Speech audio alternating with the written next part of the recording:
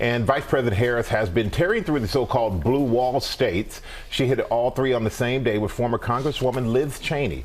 Our chief White House correspondent, Mary Bruce, is tracking the Harris campaign from Milwaukee. Good morning, Mary. Good morning, Michael. Yeah, with the finish line now just a sprint away, the Harris campaign, well aware of just how close this race is now trying to reach out to voters who may still be up for grabs, making an aggressive push for Republicans who aren't satisfied with Donald Trump.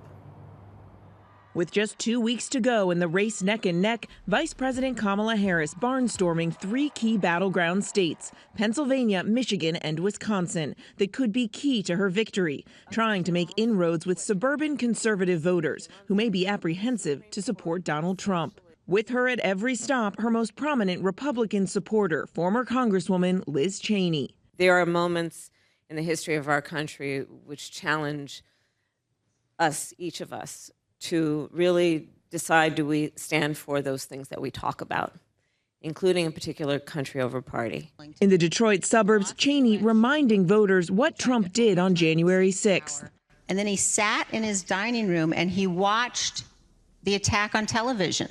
He watched it. People pleaded with him to tell the mob to leave and he wouldn't. And he watched law enforcement officers be brutally beaten. He watched it. That's a depravity that, to me, and you know, I think to anyone who's taken the oath of office, makes someone absolutely unfit ever to be president again.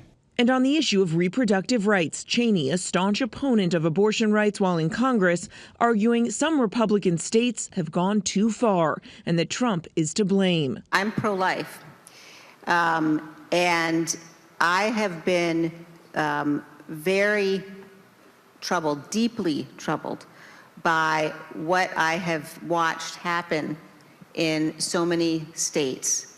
You know, Donald Trump at one point called for criminal penalties for women. Now, you know, he's been now trying to you know, sort of be all over the place on this issue, although he expresses great pride for what's happened. And I think the bottom line on this, as on so many other issues, is, you know, you just can't count on him. You cannot trust him. Cheney with this message to reluctant Republicans. It's not about party. It's about right and wrong. I would just remind people, if you're at all concerned, you can vote your conscience and not ever have to say a word to anybody. And there will be millions of Republicans who do that on November 5th. Now, after 11 straight days of events out on the trail, Kamala Harris spends the day in Washington gearing up for another round of interviews before the final push. Her next big appearance out on the trail will be her first time campaigning out alongside Barack Obama. Robin. All right, Mary, thanks to you.